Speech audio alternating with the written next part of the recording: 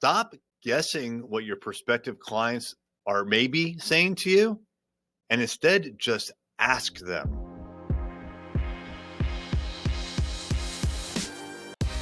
What's happening? It's Erik J. Olson. I sit in a lot of sales meetings and a lot of sales training, and I get debriefed on a lot of sales meetings that I'm not a part of. And one of the things that I have noticed is that we have a tendency sometimes, not all the times, but sometimes to guess about either what the prospect is trying to tell us, and then we try to solve that problem, or guess their situation. And, in the past, we have used tools that will kind of like give us statistics about their website, the speed, what their SEO value is, and advertising. And we try to figure all this out before we have the big sales meeting. And then we kind of like show them all of our findings. We're like, aha, look, here's what we found. And half the time, at least half the time, we are completely wrong. And this also happens not only with like analytics that we try to run beforehand, but it also happens just in conversation. So something that happened recently is a prospective client.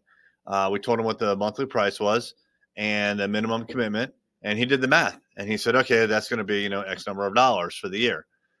And there was an interpretation that happened in the sales meeting that just because he did the math and he said what the number was, he thought it was too high, or he thought the number of months that he had to commit to was too much. And so because of that kind of like guess or intuition, the salesperson said, well, hey, what if we lower the minimum commitment?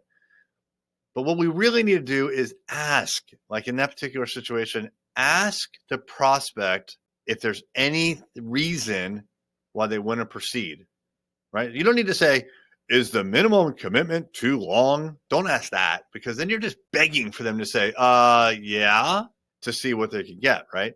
So don't ask them like that. Just ask, what is stopping you from completing this transaction? Or is there anything else you need to see? What is stopping you from going with us? What is stopping you from signing this contract, if anything?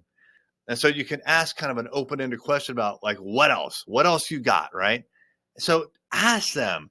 Don't assume that they mean one thing and then offer them a solution to that thing. Don't assume that they don't get any leads from their website because it's slow and it looks like crap. Don't assume that they don't get any organic traffic to their website just because some tool, which kind of sort of does a decent, terrible job at it, says so. Ask them. What is it about your website that you like and don't like? Do you get a lot of leads from Google? Are you running online ads? Are you happy with your Facebook and Instagram? Just ask them those questions. Get them talking. They will tell you the answer to every question you have if you ask.